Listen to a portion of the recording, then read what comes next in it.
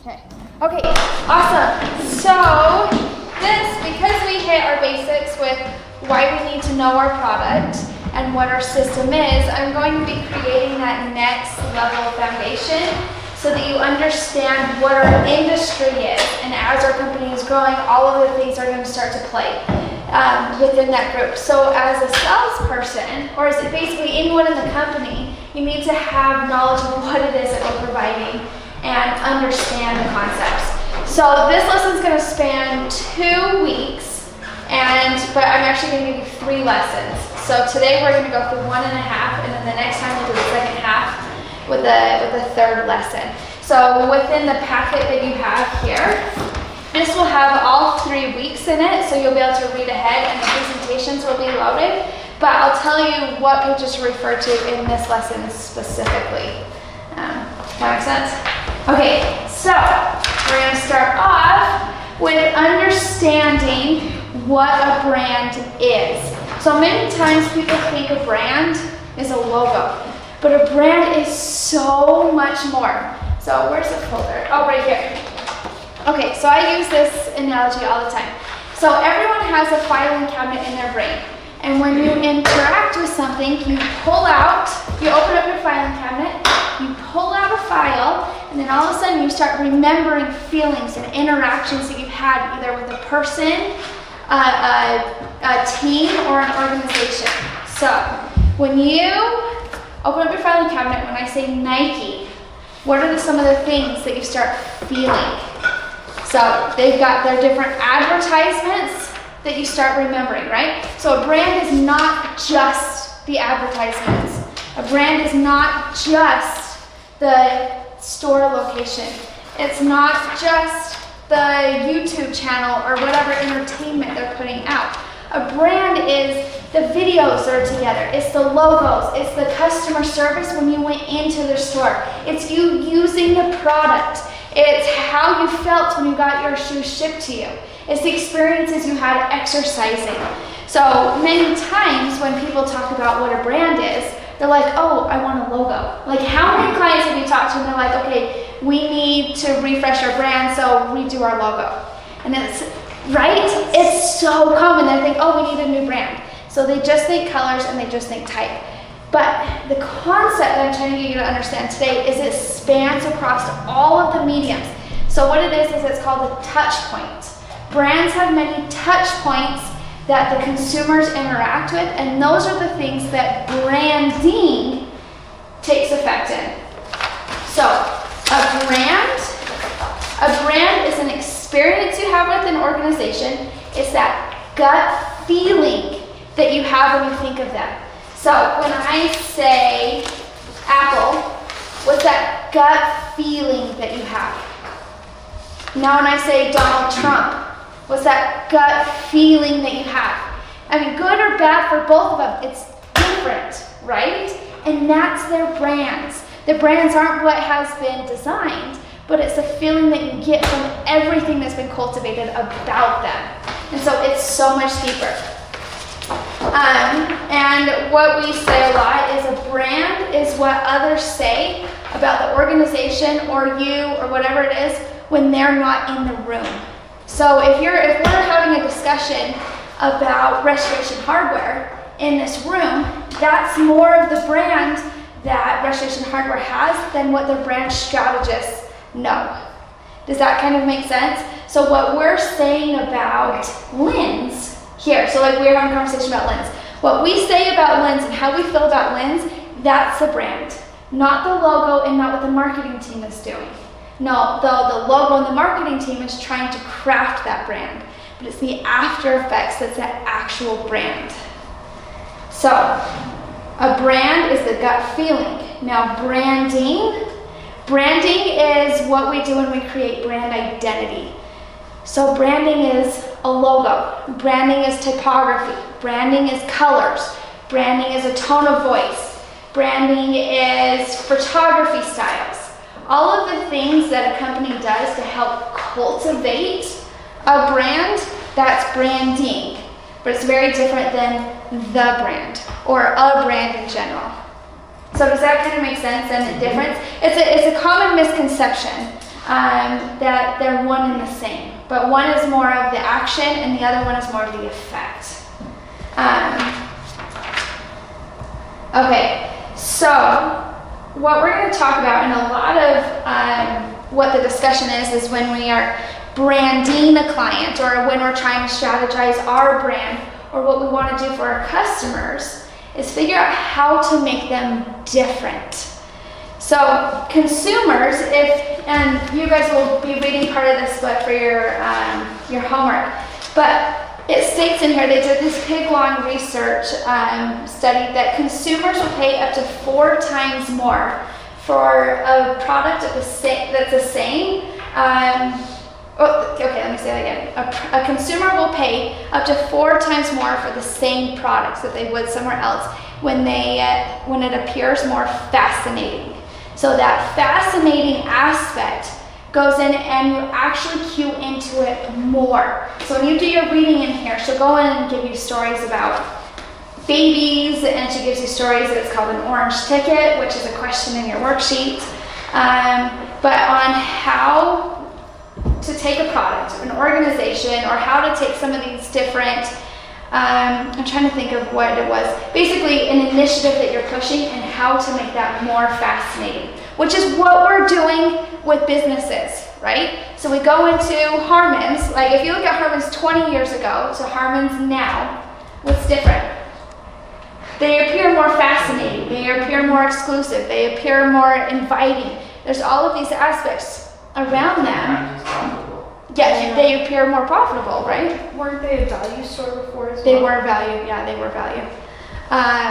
But because they've made certain branding decisions, their company now seems more intriguing, which is what we want to do for our customers, is we want to take their spaces and have it elevate their image for their customers. But in order to do that, we have to understand what it is that makes them different. So lots of times when people just look at the logo and they're not crafting the brand around that, it gets lost in the noise. Like, how many times are you scrolling through on your Facebook or your Instagram or the newspaper and you're bombarded with logo after logo, ad after ad, and it just starts to, you just zone out on all of them. So by taking the brands and having a crafted approach to where it's not just a logo, this is where we can start to be more deliberate on actually bringing the whole strategy together. Okay, in 5 years, how many people think that the retail industry is going to look different? Right? Like, it is crazy how much is changing. So I went to a store point presentation, was it 3 years ago now? It'd be 3 years ago. And an executive over Starbucks was talking.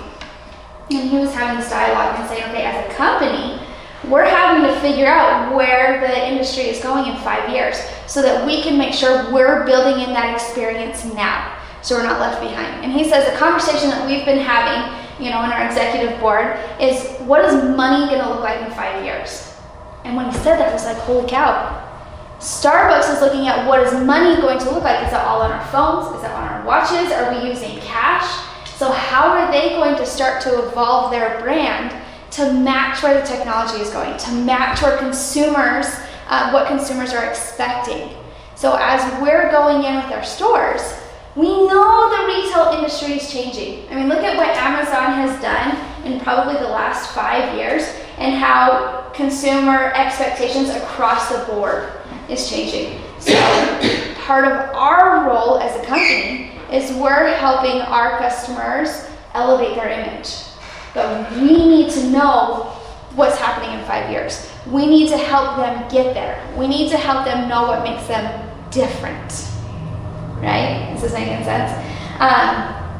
So one thing that I was flabbergasted by, and people probably know this, but how long is the average attention span? Does anyone know? Like 3 minutes? 5 seconds? Yeah. It's like a goldfish. It is, that's exactly what it is. So it's 9 seconds is what they put, 9. So that's about as much time that you have when you're scrolling through social media or when you're walking by somewhere to catch someone's attention. And so all of the strategy needs to going in to creating that experience right off the bat within 9 seconds. So it has to be more than just a logo or more than just a sign, right? Or more than just a banner, because that isn't going to give the customer the experience that they crave, and it's not going to make you stand out and be fascinating. So this is a thing in your worksheet that you want to take note. So better isn't better, different is better. And that's again with this book that we're going to be going through, is the fascination is you can try to compete to be better or try to be the lowest price or try to be the most exclusive. But it's when your brand is different that you actually stand out from other people. It's when your brand is different that your branding feels refreshing and when you start to fascinate other people. This is the question on the first page, right? It is the question, it's a fill in the blank. Oh, it's a fill in the blank. Yes. Right on the second page. Oh, here it is. Oh, actually, it's not that one. It's right above Star Brands. So if you see this right here, Third page. third page in. Okay. Let's see, go through this. Okay, so now we're going to dive into a part that's really cool. How many people have taken the quiz in okay, has everyone, Spring, have you? Yep. Taken, you have? Okay, so does everyone know then the different languages here? How people yell out to me your primary advantage? Shannon, what's yours? Yours is innovation. Tyler? Power? You better say that with more power. Well, I can't remember for sure which one it is. Do you remember yours? His passion. Yeah, yours. I think yours is He's passion the as well. avant-garde. His Yes. passion and creativity. Trust and alert. That's awesome. We have so many Mine was alerts. mystique and passion. Really? Oh, that's They sort of fantastic. seem opposite. But if you see me on a bad day. That's awesome. Okay, so what we have is that one is for personal branding, right? And being able to understand what advantages you have. This book helps you understand how to do that for companies. So this next page, and this is part of the assignments you'll go in, you start to figure out how to position specific companies. Okay, I'm going to throw some out to you. What primary advantage do you think, let's see, do you think Apple has? Innovation. What do you think your secondary one? Prestige. Prestige. Okay, so let's see, innovation, prestige, so elite, cutting edge, progressive. Yeah. That sounds like them. Okay, let's do, what's another well-known brand? Let's do Walmart. We can go back to Yep.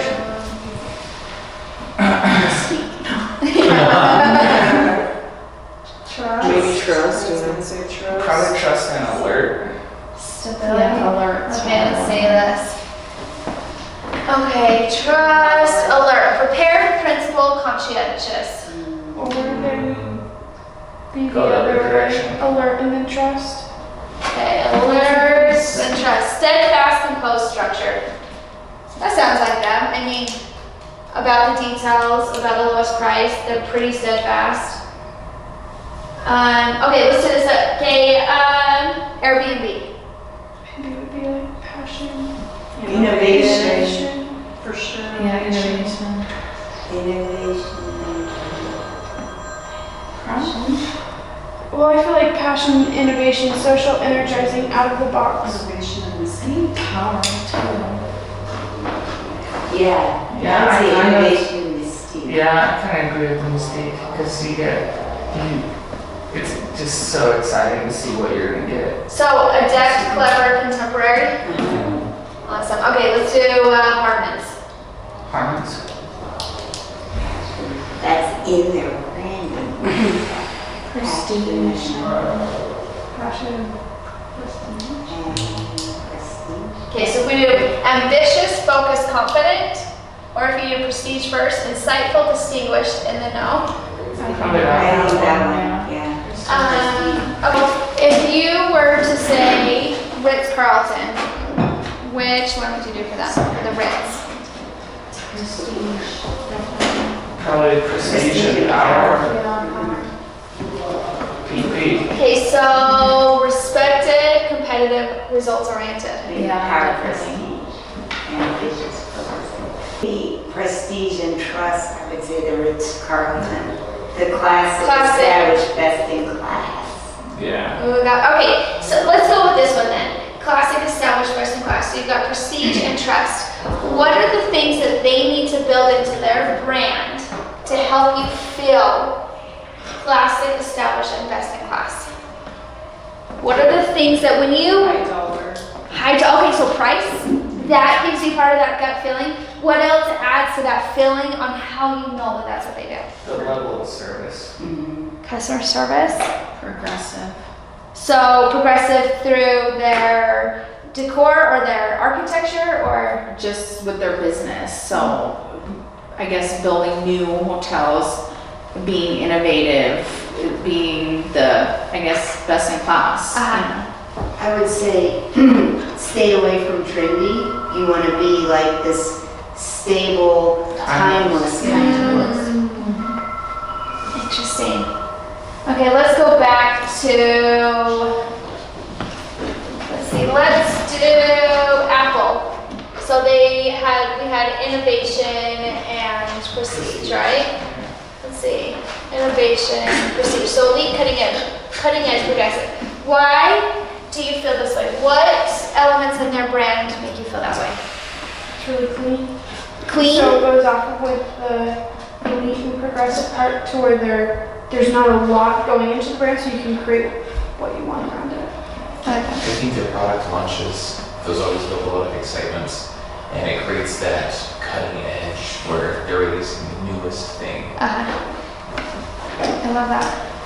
What else? Their pricing strategy makes them elite and keeps them there. There's never discounts, there's never sales, there's, you know what I mean? They have simple marketing too. No one said logo in any of these, which is interesting, right? We're talking about the Ritz, but no one said that their logo specifically made you feel that way, right? And so we've talked a lot about pricing structure, we've talked about general design elements, we've talked about customer service, which is a huge one. Okay, so where do we think DecoreWorks is at? And no say, because we've talked about it a lot. I would say trust would be a big one. Innovative, passionate, trust.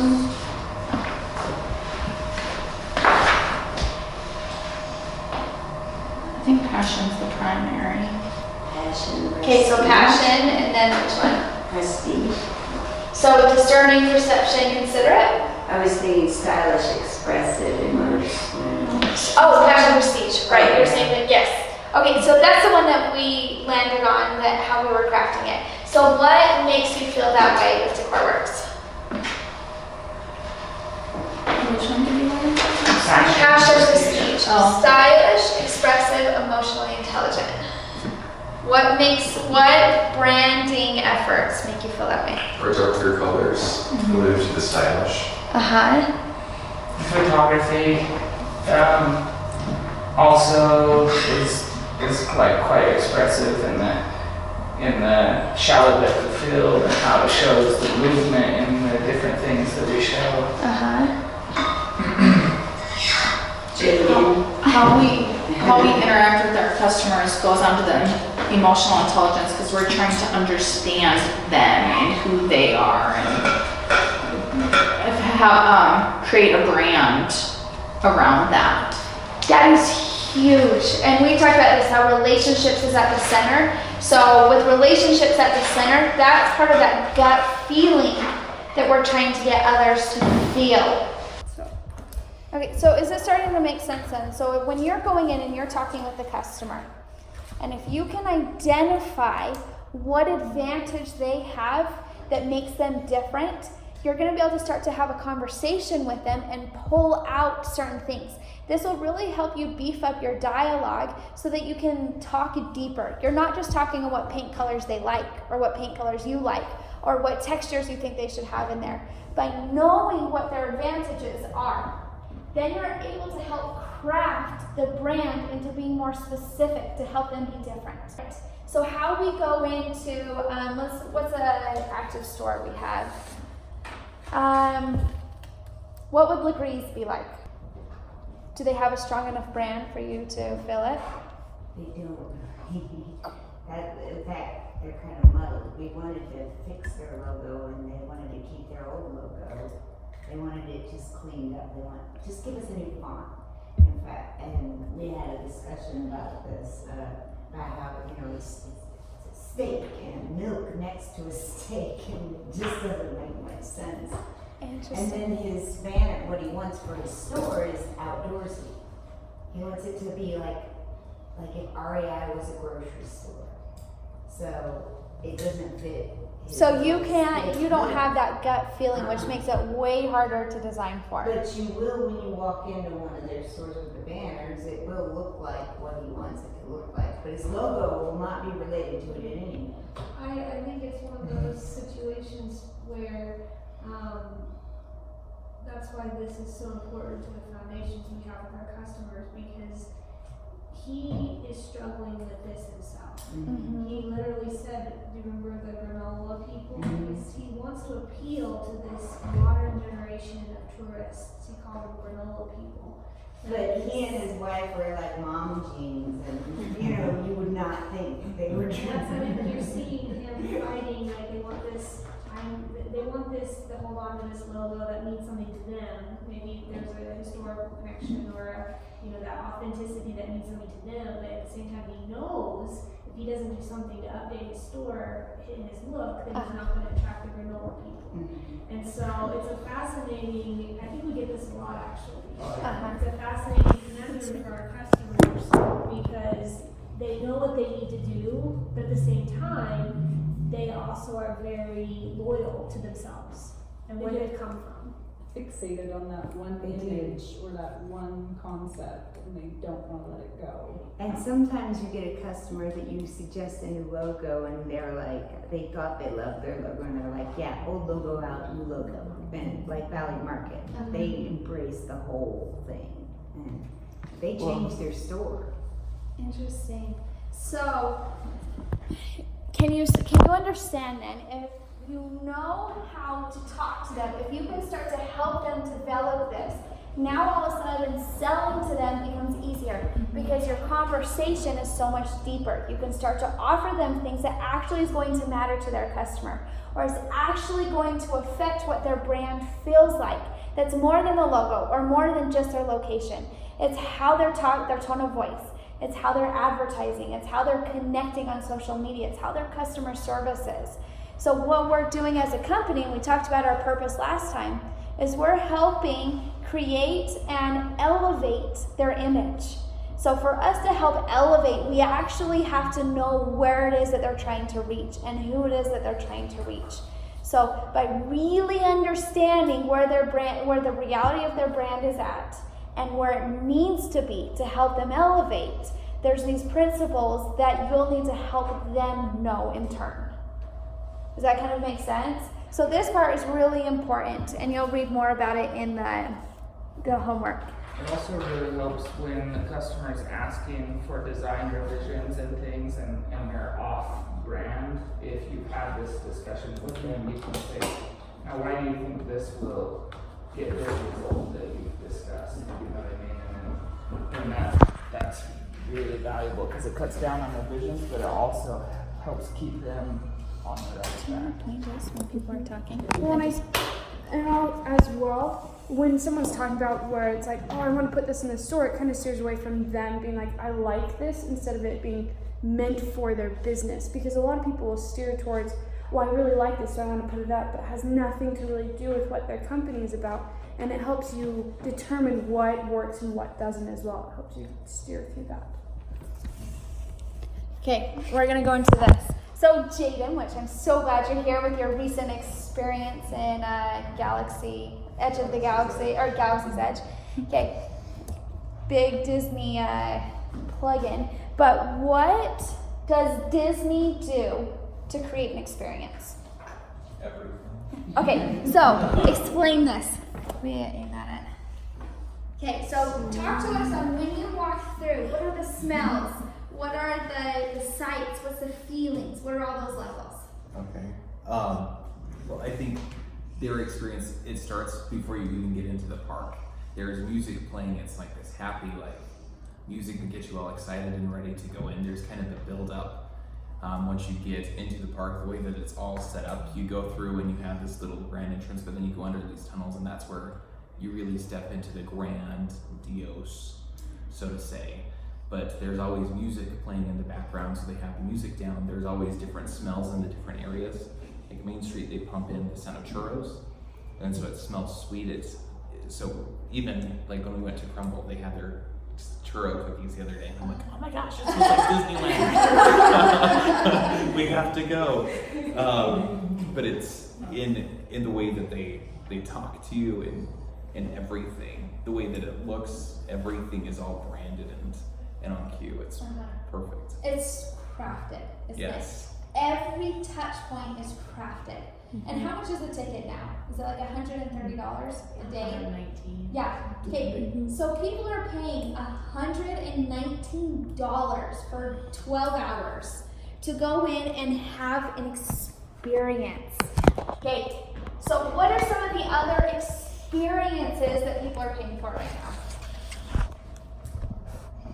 A big one is like the learning that you get. Like with Harmon's, I was talking to Kelly about how the cooking classes were going and stuff, and she said it was huge for some of the stores because it made their customers feel like they could come and they could learn, and they would go back to the bakery or back to the deli and talk to the people who are in the class the next week and kind of have a continuing conversation on what they're learning and how they're improving, like in their experience. If And that I makes sense. noticed that they have a new pharmacy program that they've rolled out. It's so cool. They have that $19 health consultation. It's like, that's brilliant. You're gonna buy some drugs after that. Good drugs. Not illegal drugs, but yeah. I mean, that's really smart, and what a way to boost their sales. Yeah. So if you were to walk in then to two stores. So if you were to walk in, let's do an example. Okay, if you were to walk into a grocery store, and let's say that they had real plants that you could go in and pull it off the vine, and they had someone there telling you the nutritional benefits, and I'm trying to think, and the whole environment just felt healthy. It felt fresh. It felt like an experience when you walked in because you had all these touch points. Versus you go into a store and then you pull it off the cart, right? I mean, it could be this one is a little bit more expensive, but on a Saturday, which one would you choose to go to? The one with the experience. Right, and so now with Amazon coming in, let me put that back in. Now with Amazon coming in, our expectations are starting to change. When we just want the product, we go on our phones and order the product. When we want an experience, or when we want to actually engage with someone or feel our product, we go to where there's an experience, right? Our consumers' expectations are changing across the board. Because, I'm trying to think, because Airbnb isn't necessarily in the grocery industry or in the retail industry, our experiences with interacting with Airbnb starts to elevate our expectations. We want to have things provided to us that are unique. We want to be able to go other places and being able to understand. I'm trying to think, they have, the experience side. Basically what I'm getting at is when people are innovating in other industries, it's changing consumers' expectations as a whole. So as we're looking at our store's brands, we've got to be able to have the dialogue that when you go into their store, like Disneyland, I mean, obviously we can't compete like at the same level as Disneyland, But they need to be thinking about all of the brand touch points. When they get into the parking lot, when they walk into the store, do they hear things? Do they smell things? Do they see things? What is it that that gut feeling has? Who are they talking to? Why are they talking to them? And really help our customers understand how to elevate all of those aspects of their brand. Okay, let's see. Okay, who has heard of Story? Lauren, Shayna. Oh, did you go to Story when you went to New York? No, we tried it as like a cross. Oh, it's a cross. Yeah. Okay. So Story has a point of view of a magazine and changes like a gallery that sells like a store. So I think it's every 45 days, I believe, they change out their entire store and merchandising. So they take it and they have different themes. So this one is have fun. So you can see all of their products are different. And then the next one, feel good, wellness. They have different ones on where it's just been color specific or holiday specific. They've gone through hundreds of themes. So if you go on, you can search it and look at all the themes. So what they've done is they've taken a retail space and they've created an experience within it. But this is gonna feel different because the retail space isn't controlled just by decor, which is what we want to tell our customers, right? We want to say once you put in the decor package, your experience is complete. But really the decor is a byproduct. The decor can change month to month, but you still know the brand because they have a consistency with what it is that they're changing out. We're talking with their customers by building in things. Now, it doesn't have to be this dramatic because not very many grocers could do that. But we need to talk with them, and when you go into the location, what with the decor will help aid in the experience, but what are they doing on the operation side that builds into their brand that we can then support with the decor? Most of the people that we've talked to have no idea how to create an experience. They have no idea when they look at these things how to dissect it and pull it apart so it's actually actionable. And so they're coming to us as experts instead of going to, a garage where people are producing decor. They're coming to us because we're seeing the industry. We're looking at the trends. We can help guide them to know how to shape their brand and their experience. Okay, so here are the elements to strategize your brand. So the first one is changing the mindset.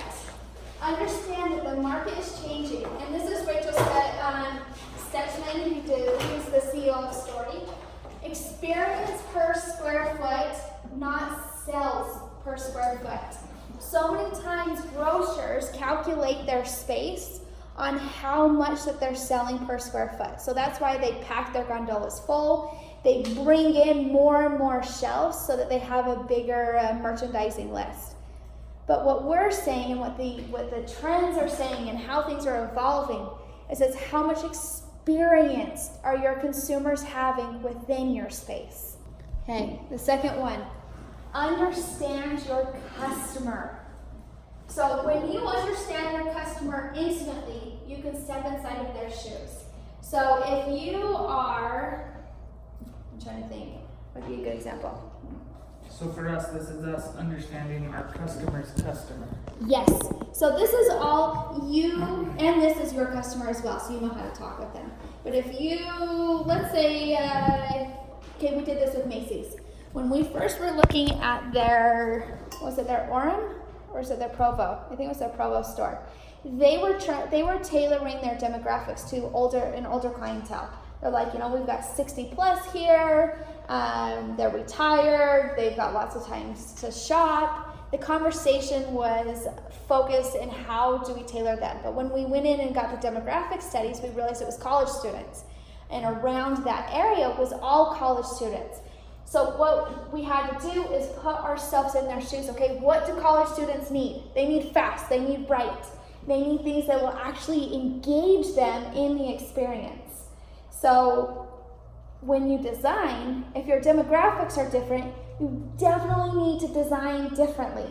You need to create a different experience for different demographics.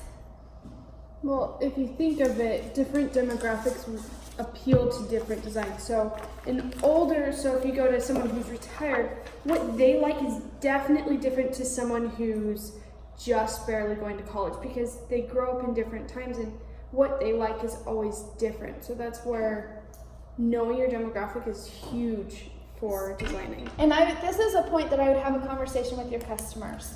So you can go in and just pull the census report online. You just type in the town and look at the cars that are around there if you're actually traveling to the spot, but pull what the demographics are and research what's around that place, because then you can start to guide the customer.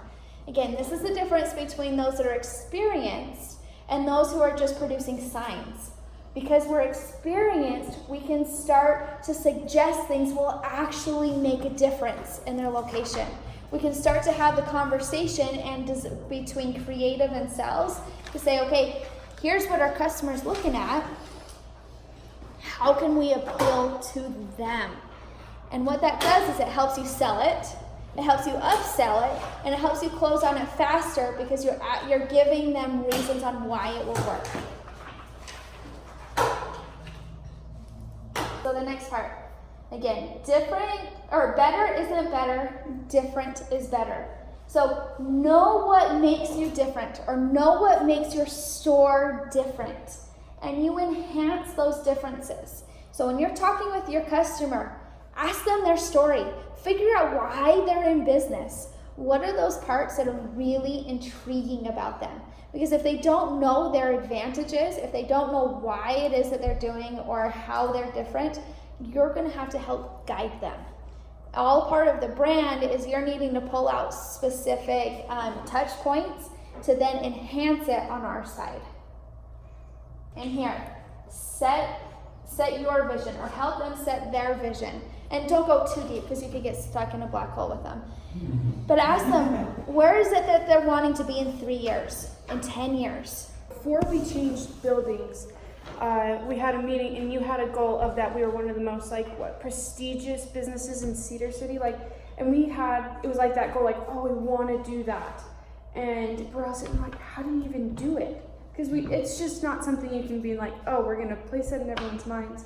But as the different things that we have done from then to now, with the building, customer service, the things we're involved with in the community, it has moved that up to there where we get people comment all the time on how our business is. And so by knowing that end goal, you know how to situate everything you're doing to fit there. You may not be one step, but within all those steps, you can make that goal.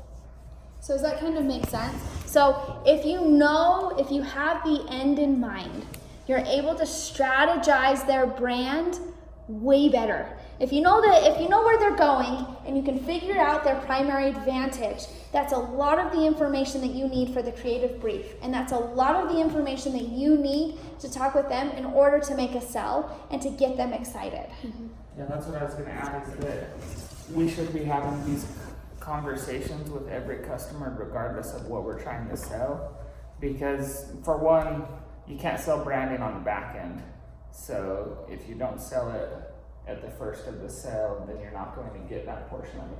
But two, if you're not understanding their brand and their vision, then you're not really getting down to the heart of why they're even working with us at all, and so you end up missing some really important information and opportunities. I think it's good with this, because if we can figure out as salespeople where the customer sits and what their brand fascination is, there's actually different ways to sell depending on that. And so then if we can pick it out from the beginning, then we can use that to our advantage to sell the decor package to them. That's a huge part. Yeah, I think that's a huge part. Okay. The last one is craft your experience. So identify current positive customer experiences, gather data, and amplify the successful programs. And then with this, you'll have to see where they're innovating, which programs haven't worked. So let's see. I'm trying to think of a customer. Okay, let's say we've got a bridal shop. and they're wanting to rebrand to attract a more of an elite client. But they've been getting feedback that they really like, that their customers really like the personal attention when they come in for a fitting or when they come in to try on dresses. So part of their brand is what they want to do is enhance that. They want to put that into their marketing. They want to start to craft that into their customer experience, to have that be a topic over and over and over. Because that is something that could start out as a small program, but then could shape the way people feel about their brand. And then the next part, so this is our next lesson that we're going to go into, is we're going to talk about what we're calling our experience training. And these are all of the areas that create an experience. You start out with your strategy, and you go into brand identity, physical space, digital, and operations. And then that's in the next lesson that we're going to hit. So, for the homework today, what you have, and this is on the smart sheet as well. Let me find it right here. Okay, I have copied the pages, so it's on smart sheet, but you're reading pages in the preface, the XXI, so you're reading 7. I believe that's 7, right? XXI? No, is that 2? Yeah. That, so you're gonna start out with the preface of the book, and then you're going to read through page 27, and this is all written down. So you're going to get an understanding of why things are fascinating, why humans are tailored to pull things out that are different. And then you're gonna read one more chapter that explains the specific fascination languages. So that's one reading in here. And then you're gonna read chapter 1 of Star Brands. So this is a fantastic book. If you want to get in deeper to branding, I've got a whole slew of books. I probably have 15 books just on branding. But this one goes in and it talks about what's called a star brand, what they're doing to position themselves to basically last centuries. So like it talks about Patagonia in here, it talks about Google, it talks about McDonald's. So all of these brands that you know, it breaks it down on the things that they've done to help maintain their brand. Now, not like we're going to, like sales is going to be having that conversation, our branding team will go in and implement, but for you to have the conversation or for you to know how to talk about their brand, these principles are highly and hugely important. And then you're going to complete the accompanying worksheets. So from your reading, that's where these worksheets are pulled from. So make sure you read the worksheet before you do the book so that you know what it is to gather.